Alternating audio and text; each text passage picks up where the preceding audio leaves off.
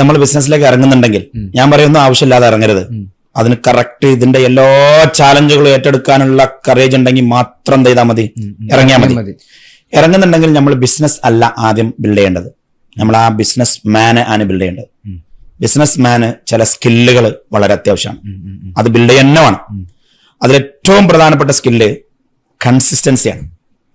9 മണിക്ക് 8 മണിക്ക് ഓഫീസിൽ വരാനുള്ള കഴിവ്, സമയം നോക്കാതെ വാച്ച് നോക്കാതെ പണിയെടുക്കാനുള്ള കഴിവ്, എന്നും ഓഫീസിൽ പോകാനുള്ള കഴിവ്, ഒരു സാധനം ഒരു ടൈമിന് പറഞ്ഞാൽ ടൈം പാലിക്കാനുള്ള കഴിവ്. അങ്ങനെ ഉണ്ടല്ലോ.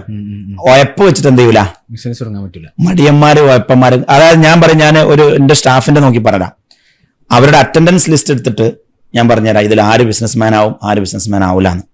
കൺസിസ്റ്റൻസി ഇല്ലാത്തവൻ എന്താവില്ല, ആവൂല. ഒരു സ്കിൽ അതാണ്.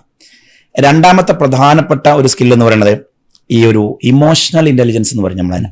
അതായത് പ്രതിസന്ധികളെ തരണം ചെയ്യാനുള്ള ഒരു കഴിവ്.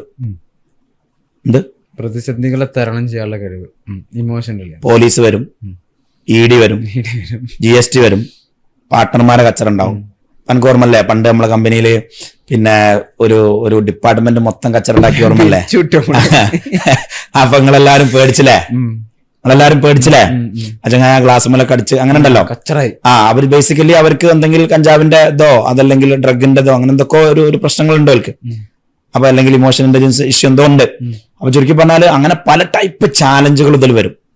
കച്ചവടം ഉണ്ടാവില്ല, സാലറി കൊടുക്കാൻ പൈസ ഉണ്ടാവില്ല, ഇൻവെസ്റ്റേഴ്സിന് പൈസ കൊടുക്കാൻ പൈസ. അപ്പം ഒരു ചാലഞ്ച് എന്ന് പറഞ്ഞാല് പിടിച്ചെടുക്കാൻ പറ്റാത്ത മനുഷ്യന്റെ, ഞാൻ പറയുന്ന ഒരു മനുഷ്യൻ ഫേസ് ചെയ്യാവുന്ന ഏറ്റവും വലിയ ഇമോഷണൽ സ്ട്രെസ് ബിസിനസിന്റെ സ്ട്രെസ്സാണ്. സാധാരണക്കാരനല്ല ബിസിനസ്മാൻ. അത് താങ്ങാനുള്ള മനക്കരുത്തുള്ള മാത്രം എന്ത് ചെയ്താൽ മതി. അതായത് ബിസിനസ്സിനല്ല ആദ്യം ഡെവലപ്പ് ചെയ്യേണ്ടത് ബിസിനസ്മാനാണ്. ഡിസിപ്ലിൻ, ഇമോഷണൽ ഇന്റലിജൻസ്, ആ പ്രതിസന്ധി തരണം ചെയ്യാനുള്ള കഴിവ്, ഒരു പരാജയപ്പെട്ട തിരിച്ചു കയറാനുള്ള കഴിവ്. പരാജയപ്പെട്ടാല് തിരിച്ചു കയറാനുള്ള കഴിവ്. ഇതൊക്കെ പിന്നെ മറ്റൊരു പ്രധാനപ്പെട്ട സ്കില്ലൂടി പറഞ്ഞാൽ മിക്കവാറും ആളുകൾ ഞാൻ കാണുന്നത് ബിസിനസ് തുടങ്ങി ബിസിനസ് വിജയിച്ചതിന് ശേഷമാണ് ബിസിനസ്സുകാർ പൊട്ടുക. ബിസിനസ് തുടങ്ങി ബിസിനസ് വിജയിച്ചതിന് ശേഷമാണ് ബിസിനസ്സുകാർ പൊട്ടുക. എന്തുകൊണ്ട് വെച്ചാല് ഈ കയ്യിൽ കായ് വരുമ്പോഴേ ഇതിനെ എങ്ങനെ ഹാൻഡിൽ ചെയ്യണം എന്നുള്ള, അതായത് നമുക്കറിയാം ഒരു കച്ചവടമൊക്കെ തുടങ്ങി ഒരു 5 മില്യൺ 10 മില്യൺ ദിറംസ് കച്ചവടമൊക്കെ ആയപ്പം പിന്നെ ഇങ്ങോട്ട് ഈ പൈസ ഇങ്ങോട്ട് എന്ത് ചെയ്യണമെന്ന് അറിയാതെ പരിപാടി ഉണ്ടല്ലോ. എന്തൊക്കെ അവിടെ പറമ്പ് വാങ്ങണോ, ഇവിടെ കാർ വാങ്ങണോ, അവിടെ ബാറ് പോണോ, ഇവിടെ അത് ചെയ്യണോ, ഇവിടെ. അപ്പൊ പൈസ കൊണ്ട് ഇങ്ങോട്ട് ലാസ്റ്റ് ഒന്നുമില്ലാതെ തറവാട് പോലും പോകുന്ന രീതിയിലേക്ക് ഇങ്ങോട്ട് പോകും. അപ്പം 3 പ്രധാന സ്കില്ല് ഞാൻ പറഞ്ഞു. 1 പേഴ്സണൽ ഡിസിപ്ലിൻ, കൺസിസ്റ്റൻസി ഡിസിപ്ലിന്.